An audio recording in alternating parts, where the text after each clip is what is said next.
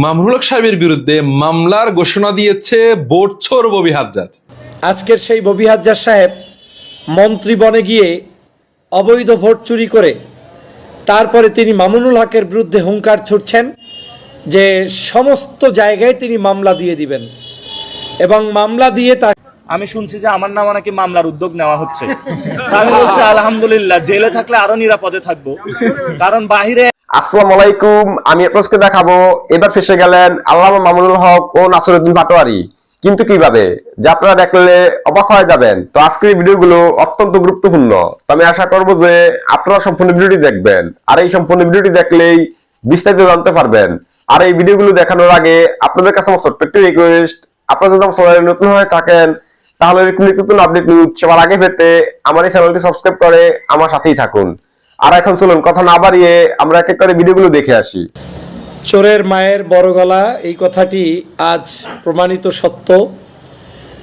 যারা চুরি করে তারাই বড় গলায় কথা বলার চেষ্টা করে। আপনারা জানেন বাংলাদেশের সর্বজন শ্রদ্ধ আলেম, বাংলাদেশের গণমানুষের নেতা, 11 দলীয় জোটের শীর্ষ নেতা আল্লামা মামুনুল হক সাহেবের যে সিটে তিনি বিজয়ী হয়েছেন, যেখানে তিনি বিপুল ভোটে জয়যুক্ত হওয়ার কথা, সেই আসনটি কেড়ে নিয়েছে আওয়ামী লীগের দোসর জাতীয় পার্টি পরিবারের সদস্য ববি হাজ্জাজ। আজকের সেই ববি হাজ্জাজ সাহেব মন্ত্রী বনে গিয়ে অবৈধ ভোট চুরি করে তারপরে তিনি মামুনুল হকের বিরুদ্ধে হুঙ্কার ছুটছেন যে সমস্ত জায়গায় তিনি মামলা দিয়ে দিবেন এবং মামলা দিয়ে তাকে কাবু করার চেষ্টা করছে একজন ভোট চোরকারী ব্যক্তি, যিনি নিজে ভোট চুরি করেছেন, লজ্জায় মাথা নত করে থাকার কথা। সেখানে তিনি একজন বিখ্যাত ইসলামিক স্কলার আলেমের বিরুদ্ধে তিনি মামলা করার হুঁশিয়ারি দেন, তাও কোন সময়, যেই সময়ে ফ্যাসিবাদের পতন ঘটানোর পরে স্বাধীন বাংলাদেশে আমরা বসবাস করছি, সেই সময় উনি মামুনুল সাহেবের বিরুদ্ধে মামলা দেওয়ার দুঃসাহস দেখিয়েছে। আমি তীব্র নিন্দা জানিয়ে গেলাম।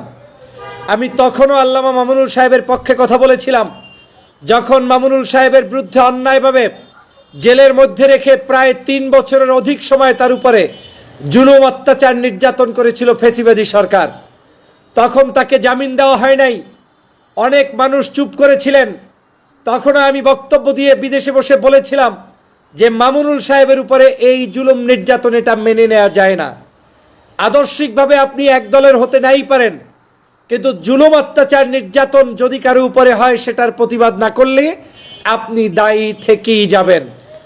আজকের এই আল্লামা মামুনুল সাহেব একজন বিশিষ্ট ব্যক্তি, যিনি বর্তমান সময়ে বহু মানুষ যখন ওই 11 দলের বাইরে গিয়ে চাটাচাটিতে ব্যস্ত, ক্ষমতার লোভে ব্যস্ত, তখন তিনি ক্ষমতার দিকে না গিয়ে তিনি বাংলাদেশের আলেম সমাজ এবং এই জোটকে প্রাধান্য দিয়ে, মূল্যায়ন করে এই জোটের পক্ষে অবস্থান নিয়ে আজকে তিনি নির্বাচন করে জাতির কাছে একজন শ্রেষ্ঠ সন্তানে রূপান্তরিত হয়েছেন।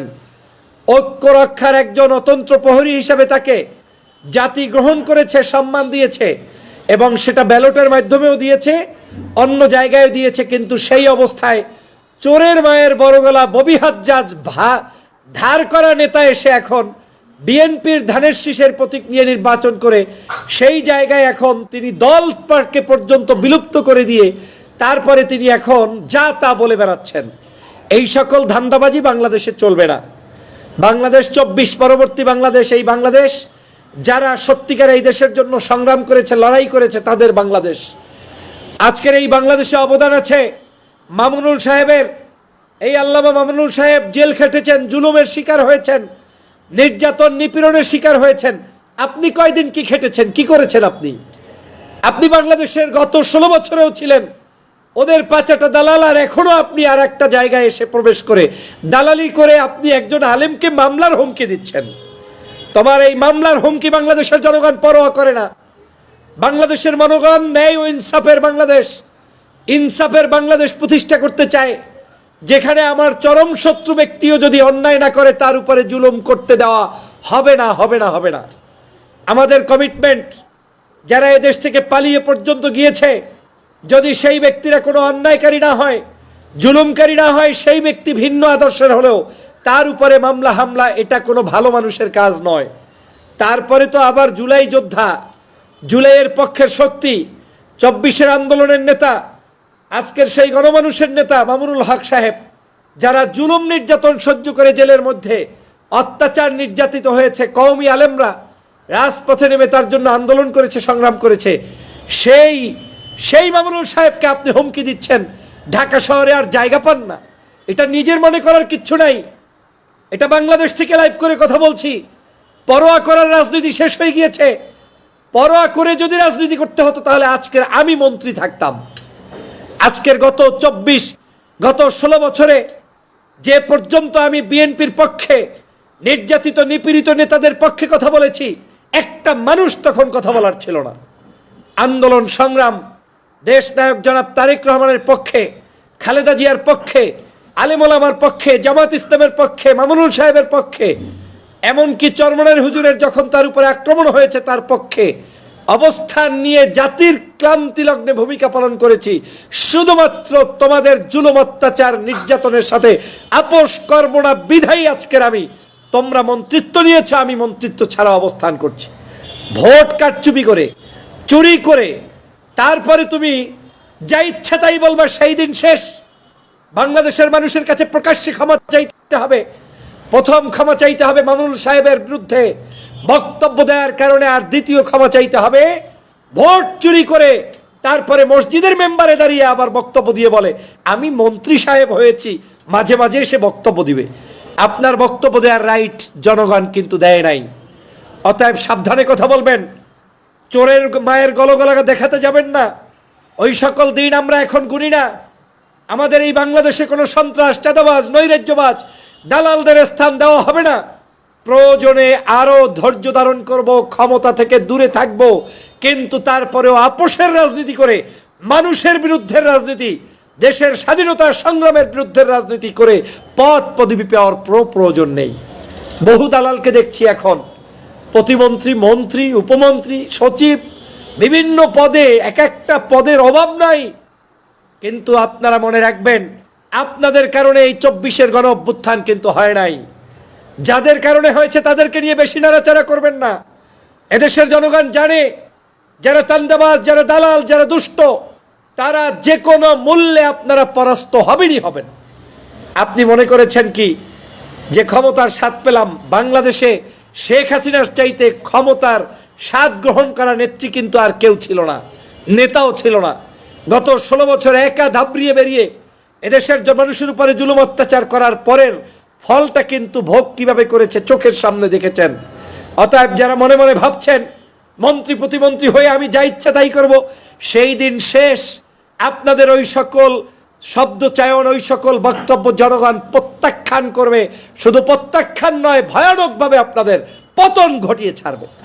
প্রিয় দেশবাসী, সাহসিকতার সাথে লড়াই করতে হবে, সাহসিকতার সাথে সংগ্রাম করতে হবে। আমাদের আপোষ কোনো ধরনের ফেঁচিবাদের মতো আরেকটি ফেঁচিবাদ তৈরির জন্য তাদের সাথে আপোষ করে রাজনীতি নয়, বরং রাজনীতি হবে আমাদের ন্যায় ইনসাফ কায়েমের রাজনীতি। আজকেও বাংলাদেশে চান্দার দিবে না তাই তাকে মেরে ফেলা হয়েছে একজন মানুষকে, সেটা সহ্য করা যায় না। আজও বিভিন্ন জায়গায় মার্কেট বন্ধ হয়েছে, শুধুমাত্র চাঁদা আদায়কে কেন্দ্র করে মার্কেট বাজার বন্ধ। এই সকলের জন্য বাংলাদেশ হবে না। তোমরা এতদিন কোথায় ছিলে? গত 16 বছর কোথায় ছিলে, যখন নিজে পর্যন্ত তোমার নিজের একটা রাজনৈতিক পরিচয় ছিল না? লজ্জা লাগে কেন জানেন? আমাদের সামনে এখন যারা এই সকল চুরি, চাপটামি, ডাকাতি, সন্ত্রাসী, চাঁদাবাজি, নৈরাজ্য করছে, তাদেরকে গত 16 বছর জীবনে একটা দিন রাজনীতির মাঠে দেখি নাই। তাদের কোনো রাজনৈতিক পরিচয় নেই, কিন্তু তারাই আজকের পরিচয় বহন করে, তারাই আজকের আপনাদের উপরে ঘুঁটি চড়াচ্ছে, মাথা নাড়াচ্ছে। এর কারণটা কি জানেন?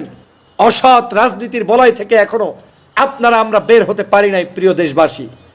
অতএব আমি স্পষ্ট করে বলছি, শুধু মামুনুল হক নয়, বাংলাদেশের কোন জুলাই চেতনার যোদ্ধা যারা এই বিপ্লবকে সাধন করেছে, কারো বিরুদ্ধে অন্যায়ভাবে জুলুম অত্যাচার তোমরা করতে পারবা না। শুধু তাই নয়, যে ব্যক্তি আমার চরম শত্রু, আমার দল করে না, ওই লোক অন্যায় না করলে তারে মামলা করা, হামলা করা, জুলুম করা, নির্যাতন করা, জমি দখল করা, তার বাড়িঘরে হামলা করা, এটার রাজনীতি চিরদিনের জন্য কবর রচনা করতে হবে। প্রিয় সহযোদ্ধা ভাইরা, অতএব আমাদের সেই সকল জায়গায় সতর্ক থাকতে হবে, আপনাদের ভয়েস রেজ করতে হবে। এখন থেমে গেলে চলবে না। এখনই হচ্ছে মূলত সত্যিকার যুদ্ধ, যে আপনি এই দেশটাকে সত্যিকার পথে চালাবেন নাকি দুর্নীতিগ্রস্ত মানুষদের সাথে আপোষ করে চালাবেন। নির্বাচনে এই মামুনুল সাহেবের উপরে শুধু জুলুম নয়, বাংলাদেশের অধিকাংশ আসনগুলোতে 5,000, 4,000, 6,000, 10,000-এর কম ভোটে মেকানিজম করে তারপরেই করা হয়েছে। আমার সিট জালকাঠিয়া 1 আসন, পরাজিত শক্তি, তারা নিজেরা হেরেছে জেনে তারপরে 6,000 ভোট তারা কম দেখিয়ে সেখানে আপনারা বড়ইয়া ইউনিয়ন সহ বিভিন্ন ইউনিয়ন, মঠবাড়ি ইউনিয়ন সম্পূর্ণ কুক্ষিগত করে রেখে ভোট চুরি করে তারপরে কাগজে কলমে এমপিত্ব হয়েছে। আর না হয় আমাদের সেখানে দাঁড়িপাল্লা প্রতীকের বিজয় থাকে 20,000-এর উপরে ভোট পেয়ে। কিন্তু আজকের এই জায়গাটা থেকে আমাদেরকে শিক্ষা অর্জন করে সকল পেশি শক্তি, সকল অন্যায়ভাবে অবৈধ টাকা পয়সা দিয়ে যারা ভোট কারচুপি ক্রয় করছে এবং যারা আবার হুমকি দিচ্ছে মামুনুল সাহেবের মতো মানুষকে যে মামলার পর মামলা দিবে। কিসের মামলা দিবা তুমি? এদেশে মামলা বাণিজ্য বন্ধ করতে হবে। এদেশে আর কোনো শয়তানি মামলা চলবে না। এদেশের প্রত্যেকটি রাজনৈতিক দল স্বাধীনভাবে মত প্রকাশ করবে, নির্বাচন করবে, কথা বলবে, টকশো করবে, বক্তব্য দিবে, যার মতো তার জনগণ যাকে অ্যাকসেপ্ট করবে করবে, না করলে না করবে। অতএব আসুন এই নব্য ফেসিবাদী আচরণ যেই সকল ব্যক্তিরা করছে তাদের ব্যাপারে সোচ্চার হন। গতকালকে না পরশুতে এক মন্ত্রী বলেই ফেলেছেন সমঝোতার ভিত্তিতে চাঁদা। তো সমঝোতার ভিত্তিতেই যদি টাকা উঠানো হয় ওটা নাকি চাঁদা হয় না। তো চাঁদা না হইলে আজকের রাস্তায় মানুষ খুন হয় কেন? দোকানপাট বন্ধ হয় কেন? একজন ওসি সাহেবকে হুমকি দিয়ে তারপরে একটু আগে দেখলাম এক নেতা বিএনপির সেখানে ইতিমধ্যে অ্যারেস্ট হয়েছেন। সে কি করে হুমকি দেয় প্রশাসনের একজন ব্যক্তিকে, তাকে চার্জ করার কারণে। এরকম করে প্রত্যেকটি জায়গায় চাঁদাবাজ, নৈরাজ্যবাজদের অভয়ারণ্যে রূপান্তরিত হয়েছে বাংলাদেশ। প্রিয় দেশবাসী, আমরা সেজন্য মনে করি যেই দলটি এখন ক্ষমতায় সেই দলও জুলুম, নির্যাতন, অত্যাচারের শিকার ছিল। আমরা তাদেরকে শুধু স্মরণ করিয়ে দিতে চাই, আমি ওই দল করতাম, ওই দলের নমিনেশন প্রত্যাশী 2018 সালে ছিলাম। যারা ওই দল থেকে টেনে হিচড়ে আমাকে ভিন্ন জায়গায় ঢুকিয়ে দিয়ে বলতে চান যে আমি তাদের না, তারা একটু ওই আপনার গুলশান ভবনে গিয়ে কিংবা আপনার ওই বিএনপির কেন্দ্রীয় কার্যালয়ে গিয়ে নথিটা খুঁজে দেখুন। অতএব আমি আপোষ করিনি। যখন কেউ সাহস করে দল পরিবর্তন করে নাই, ক্ষমতায় আসবে যেই দল সেই দল কেউ পরিবর্তন করে না, সেই সময় ডক্টর ফয়জুল দল পরিবর্তন করেছে। অতএব আমি ক্ষমতার জন্য দল পরিবর্তন করি নাই, দল পরিবর্তন করেছি তোমাদের এই সকল দুষ্ট চরিত্র মুখ উন্মোচন করার জন্য। অতএব আমাকে এই কথা বলতেই হবে। আসুন আল্লামা মামুনুল হকের বিরুদ্ধে যারা কথা বলেছে তাদের বিরুদ্ধেও যেমন আওয়াজ তুলি, সকল সন্ত্রাস নৈরাজ্যের বিরুদ্ধে আমরা আওয়াজ তুলি। আর কারা কথা বলে, আজীবন যারা এরশাদের পকেটের মধ্যে ঘোরাফেরা করেছে, আজীবন যারা আওয়ামী লীগের দোসরগিরি করেছে, তারা আবার কথা বলে মামুনুল সাহেবকে নিয়ে, তারা কথা বলবে শফিক সাহেবকে নিয়ে, তারা কথা বলবে জামাত ইসলামকে নিয়ে। এটা সহ্য করা যাবে না। অতএব কঠোর হস্তে এদের বিরুদ্ধে প্রতিবাদ, প্রতিরোধ অব্যাহত থাকবে ইনশাআল্লাহ। মামুনুল হক সাহেবের বিরুদ্ধে মামলার ঘোষণা দিয়েছে বোর্ডছর ববি হাজ্জাজ। প্রধান তো আপনার ইসের আসামি, কি বলেন নাম, হুকুমের 1 নম্বর আসামি তো ভাই প্রার্থী নিজে, যে প্রার্থী ছিলেন সে নিজে হুকুমের 1 নম্বর আসামি। হ্যাঁ, মামুনুল হক ভাই, আমি এই খবরটা শোনার পরে অনেকক্ষণ হাসলাম। আমাদের দেশে একটা কথা আছে, চোরের মায়ের বড় গলা। আমাদের সমাজে যে কথাটা আছে আজকে সেটা আমরা বাস্তবে দেখতেছি। চোরের মায়ের বড় গলা। ববি হাজ্জাজ ভোট কি পরিমাণ চুরি করেছে, কি পরিমাণ জাল ভোট দিয়েছে, কি পরিমাণ ডাকাতি করেছে, ভোট ছিনতাই করেছে, বাংলাদেশের সমস্ত জনগণ এটা জানে। দল মত নির্বিশেষে সকলের একটাই কথা, মোহাম্মদপুরে মামুনুল সাহেব এমপি হয়েছে, এটা তো ভাই সকলেরই জানা কথা। আজকে দেখলাম সংবাদ সম্মেলনে ববি হাজ্জাজ বলতেছে মামুনুল হক সাহেব নাকি তার দলের নেতাকর্মীদের উপরে হামলা করার জন্য সরাসরি আদেশ দিয়েছেন হুকুমের আসামি করে মামুনুল হক সাহেবকে হুকুমের আসামি বানিয়ে মামলা করবে।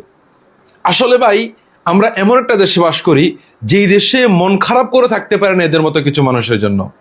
ববি হাজ্জাজকে উদ্দেশ্য করে বলতে চাই, আসলে তুমি আগুন নিয়ে খেলা করতেছো, আগুন নিয়ে খেলা করতেছো। তুমি কি করছো তুমি সেটা বুঝতেছো না। আমাদের দেশে আরেকটা কথা আছে, পিপিলিকার পাকা গজায় মরিবার তরে। আপনাকে শুধু এতটুকুই কথা বলবো। আর আরেকটা কথা আমরা সকলেই জানি, সেটা হলো যখন কোনো চোর বুঝে তার বিরুদ্ধে মামলা হচ্ছে, তখন সে বাঁচার জন্য সর্বোচ্চ চেষ্টা করে, বিপক্ষ দলকে সে মামলা দিয়ে দমায় রাখতে চায়। আরে মামুনুল হক সাহেব তেমন একজন মানুষ যাকে মামলা দিয়ে দমায় রাখা যায় না। আওয়ামী স্বৈরাচার শেখ হাসিনা মামলা দিয়ে জর্জরিত করে দমায় রাখতে পারে নাই, আর ববি হাজ্জাজ তুমি মামুনুল হক সাহেবকে মামলা দিয়ে দমায় রাখবা? মামুনুল সাহেবের বিরুদ্ধে তুমি মামলা করে তাকে তুমি মুখ বন্ধ করবা? এটা হাস্যকর, এটা হাস্যকর। আমি শুনছি যে আমার নামে নাকি মামলার উদ্যোগ নেওয়া হচ্ছে। তা আমি বলছি আলহামদুলিল্লাহ, জেলে থাকলে আরো নিরাপদে থাকবো।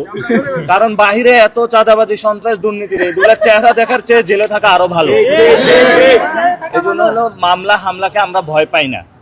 তবে আমরা ধৈর্য ধারণ করতেছি, তরুণ প্রজন্ম আপনারা দ্রুত উদ্যোগ নেন, আমরা অপেক্ষা করতেছি। আপনারা যদি ভালো হয়ে যান তাহলে আমাদেরও ভালো।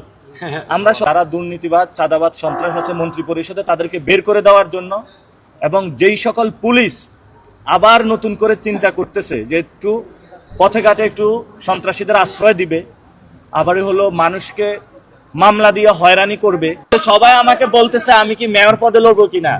এখন মেয়র পদে যে লড়বো, সিস্টেমটা কি ঠিক হয়েছে?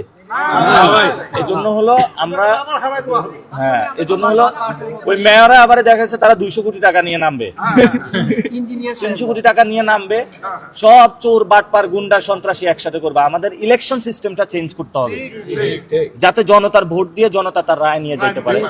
এবং আমরা বলেছি ঢাকা 8-এ আমরা আজাদি কমিটি গঠন করব। আপনারা প্রত্যেকে পাড়ায় মহল্লায় এখন থেকে এজেন্ট হওয়ার প্রস্তুতি নেন, প্রিজাইডিং অফিসার, তারপরে হলো স্বেচ্ছাসেবক বাহিনী হওয়ার আপনারা প্রস্তুতি নেন। নিজে নিজে পাড়ায় মহল্লায়, আমরা তো সব জায়গায় পুরো বাংলাদেশে যে সময় আন্দোলন হয়েছে কোথাও কমিটি ছিল না, প্রত্যেকের জায়গা থেকে জনপ্রতিরোধ করেছে। ইনশাল্লাহ সামনেবার এবার জনপ্রতিরোধ হবে।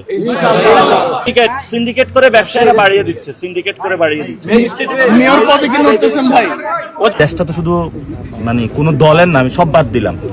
আমাদের যদি ধরেন আপনি ছাত্র দল না, আমিও কোনো দল করি না, কিন্তু আমাদের দেশটা তো সবার, পাওয়ার চেক এন্ড ব্যালেন্স তো লাগবেই। এটা তো আপনি লয়ার স্টুডেন্ট হিসেবে জানেন। তো এটা তো আমরা যাইতে চাই, এটা কি? কিন্তু ভাই আমাদের যে সমস্যাটা হচ্ছে যে আমরা আগের রেজিমের সাথে সবকিছু মিলায়া ফেলি, মিলায়া আমরা চিন্তা করি। তারেক রহমান তো আপনার জুডিশিয়ারি সে হাতে নিয়ে না, আগের রেজিম না, এটা হলো ধরেন আমরা যে জিনিসটা বলে আমরা বলছিলাম যে 3 তারিখে অগাস্টে যে দাবিটা দেওয়া হয়েছিল, এটা হলো ফেসিবাদী ব্যবস্থার বিলোপ, স্লাইড দ্য সিস্টেম, আর এটা হলো নিউ সেটেলমেন্ট। আমরা কি শুধু শেখ হাসিনার পরিবর্তন আরেকজন বসতে, এটা তো চাই না। আমরা চেয়েছিলাম ফুল সিস্টেমটার পরিবর্তন হোক। কারণ ঢাকা ভার্সিটির যদি বিসি ওনার পর আরেকজন আসে, তাহলে কি আমাদের পাতলা ডাল বন্ধ হবে? বন্ধ হবে না। এটা নিয়ম করতে হবে যে ছাত্র দল হোক, ছাত্র শক্তি হোক, ছাত্র শিবির হোক, সবার জন্য হলো ডালটা ভালো হবে, ঠিক না? তাহলে সিস্টেমের পরিবর্তন। তাহলে এই যে সিস্টেমের পরিবর্তন, এটা তো আর কেউ কথা তুললো না, কথাটা আমরাই তুললাম। ভাই আমরা ছাত্র দল করি, আবার বিএনপি নিজেরাও তো চাইতেছে সিস্টেমের পরিবর্তন করতে। ওরা চাইতেছে যে ছাত্র দলের প্রতি তো আমরা সহমত। দেখা গেছে ছাত্ররা আন্দোলন করছে, ছাত্র দলে পার্টিসিপেট করছে না, ছাত্রদের মধ্যে অনেক উপদেষ্টা হয়েছে। ছাত্র দলে শুধু লাঠিয়াল বাহিনী হিসেবে ব্যবহার করে, আর কোনো কিছু দেয় না। আপনি চিন্তা করেন, যুব দল অথবা তারপরে টাকা পয়সা বা বিভিন্ন জায়গায় গুলিস্তান মার্কেট থেকে টাকা টুকা উঠায়। এই যে আপনি খালি বলেন যে এইখানে ওইখানে টাকা ওঠে, আপনি 2-4টারে ধরান যে যুব দলের নয়নে তো উঠায়, সে সময় টেলিভিশন দখল করতে গেছে না, এগুলো ভুলে যান কেন? আপনার করেন ওদেরকে। আমি আপনাকে আমি চান্দাবাজ নামে একটা মানে ওয়েবসাইট খুলেছি, কত হাজার রিপোর্ট পড়ছে জানেন? 11,000 রিপোর্ট পড়েছে, 11,000 রিপোর্ট পড়েছে, এবং প্রত্যেকটা রিপোর্টে বলতেছে যে অধিকাংশ যুবদলের সাথে ডকুমেন্টেড করে আপনারা। ভাই এটা আপনিও জানেন যুবদলের কি কেমনে চলে। কারণ আমি প্রথমে ছাত্র দলে ক্যাম্পাসে গেলাম, তো বললাম যে ভাই আপনারা কিভাবে চলেন। আপনি জানেন অনেক ছাত্র দলের ভাই যে হলো কারণ বাজার হলো ওই যে মাছের যে ডালাগুলো আছে না, হ্যাঁ, এগুলো হলো এক একজনের এক একটা আছে। এবং এই ফুল মার্কেট থেকে আপনার মনে হয় চাঁদাবাজি করে না কেউ? এখন আপনার এইগুলো যদি কেউ না বলে, হ্যাঁ বলতে আমি তো বলতেছি, উল্টা তো আমার বলে আপনারা চাইতেছেন। ছাত্র দলের মধ্যে অনেকে ভালো আছে, লাইক ইউ, আপনার মতন অনেক ভালো লোক আছে, না, আপনি কখনো প্রেসিডেন্ট সেক্রেটারি হইতে পারবেন না, কেন জানেন? আপনার একটাই দোষ, আপনি ছাত্র দলের ভালো মানুষ। আপনি এই এক খোঁড়া যুক্তি সবাইকে দেন ভাই, এটা তো এক খোড়া যুক্তি না ভাই। আপনি বলেন বিএনপি পার্টিটা চলে কিভাবে? ধরেন এই যে মির্জা আব্বাস সাহেব এখান থেকে অনেকগুলো টাকা তোলে, তারপরে হলো এই যে রবিউলের মতন আরো অনেকগুলো আছে যারা টাকাটা তোলে, টাকা তুলে এই যে যুব দলের কমিটিগুলো দেয়, ছাত্র দলের কমিটিগুলো চালাকে, যে আপনারা, আমি ওই দিন যাই খোঁজ পাইছি জামায়াতের আমিরের বিরুদ্ধে যে এখানে ক্যাম্পাসে ঝাড়ু মিছিল করছিলেন না আপনারা, এই যে বিভিন্ন প্রোগ্রাম করেন না, এই টাকাটা দেয় কি? আপনি বলেন, আপনি যে প্রোগ্রামে যান এই প্রোগ্রামগুলো টাকা দেয় কি? আমরা তো এত আপার নেতৃবৃন্দ না, তবে আমরা যাই, আমাদের তো তা আপনি ঢাকা ইউনিভার্সিটির লয়ার স্টুডেন্ট, আমাদের যদি না জানেন দলের এখনো প্রোগ্রামে ওইরকম ভাবে যে মানে ভিজিবল কোনো কিছু যে খাওয়ানো টাওয়ানো বা কিছু পয়সা করে দেওয়া, আপনি এখন এই যে ছাত্র দলের আমার নামে নাসির ভাই, দেখবেন আপনি এখানে দাঁড়ায় আছেন, উনি ঠিকই গুলশানের একটা রেস্টুরেন্টে আছে, আছে না? আছে তো, থাকতে পারে। এখন আপনি তো আপনার ভাই ব্রাদারের সাথে যান, আরে শুধু তার মানে কি মাঝে মধ্যে, আর উনি প্রতিদিন ওইখানে থাকে। আপনি ওইটার নামটা জানেন কি? গুলশানের। আমিও মাঝে মধ্যে যাইলে দেখি ওইখানে আছে। হ্যাঁ, না না, এই যে গুলশান এই এক থেকে এই পাশে একটা রেস্টুরেন্ট, রাতের বেলা পুরো চকলেট রুম, বিশ্বাস পায় এখন যাইবেন ছাত্র দল অনেক আরেকটা ব্যাপার যে আপনারা চকলেট রুমে পাইবেন। যে সংবিধান নিয়ে আচ্ছা, উনার যে ব্যাপারটা, উনি যদি এখন ছেড়ে দেয় তাহলে ওনাকে তো একটা বৈধ উপায়ে অন্য আরেকজনকে বসানোর মতো। আপনি লয়ার স্টুডেন্ট, একটা এখন ব্যাপার বৈধ তৈরি করে করতে ছাড়া হবে। এখনো বিএনপি থেকে একজনকে বানায় দেন। আচ্ছা, বিএনপি থেকে হবে, তবে একটু সময় হবে, সে তো প্রত্যেকদিনই পয়সা ষড়যন্ত্র করে দেশে। এখন আপনার যদি দেশে স্পিকার না থাকে তাহলে সে পদত্যাগটা করবে কার কাছে? আচ্ছা, তাহলে স্পিকার নাই পদে, তাহলে স্পিকার বানান, তাহলে দ্রুত উদ্যোগ নিয়ে হলে চুপ করে একটা ব্যবস্থা করেন আপনারা। এই ব্যাপারগুলা হওয়ার জন্য তো একটু সময় দরকার। কতদিন লাগবে? যতদিনে একটা সমঝোতা হবে নাকি? পার্লামেন্ট তো আপনার সেশনে হয় নাই। আচ্ছা ভাই, আমাদের সবচেয়ে কনসার্নের জায়গাটা হলো, আপনি তো সংস্কার চান নাকি?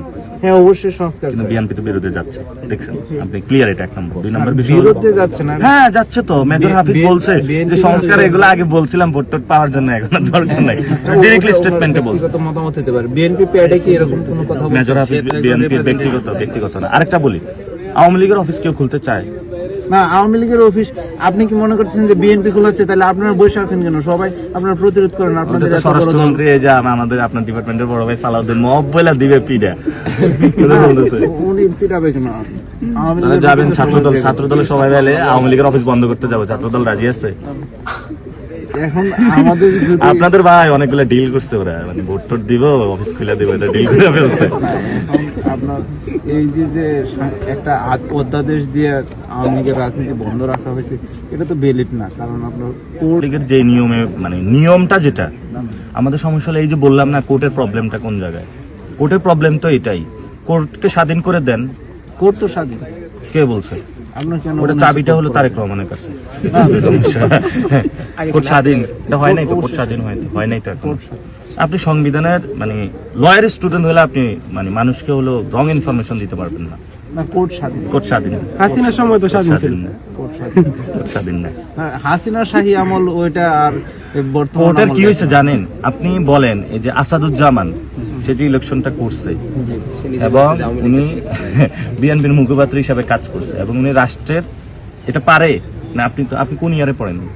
আমার সেকেন্ড ইয়ার সেকেন্ড ইয়ারে। তাহলে আরেকটু ডিপার্টমেন্ট পড়লে হলে আপনি টের পাবেন। এটা তো উনি করতে পারে না, উনি যে জিনিসটা করছে, হ্যাঁ, সাংবিধানিক পদে থেকে উনি অনেক কিছু করতে পারেন, তারপর উনি ওটা জায়েজ বানায় নিছে। এবং আপনি দেখবেন কোর্টে কিন্তু বিশাল এখন চেঞ্জিং হচ্ছে। সাংবিধানিক পদে যেই পদটা অ্যাটর্নি জেনারেল, এই পদে থেকে রাজনীতি করা এরকম কোনো বাধা নাই। কনফ্লিক্ট অফ ইন্টারেস্ট, আপনি তো রাষ্ট্রের আইনজীবী, আপনি আপনারা আজকে দেখেছেন একজন মন্ত্রী বলেছে যে ইনকিলাব শব্দ নিয়ে আপত্তি তুলেছেন ওনারা। তা আমরা বলবো যে ইনকিলাব, ইনসাফ, আজাদি, এই সকল যে শব্দ রয়েছে, এই সকল শব্দ আমাদের জীবনের অবিচ্ছেদ্য অংশ। কারণ এই শব্দগুলোর মাঝেই আমরা ভারতীয় আধিপত্যবাদের বিরুদ্ধে এই শব্দগুলা দিয়ে দাঁড়াই। এই শব্দগুলোর মাধ্যমেই যারা আমাদেরকে চাঁদাবাজি, সন্ত্রাসী এবং দুর্নীতির মাধ্যমে বাংলাদেশে অত্যাচার করতে চায়, আমরা এই শব্দগুলা বলেই তাদের অত্যাচার বিরুদ্ধে দাঁড়াই ইনশাআল্লাহ।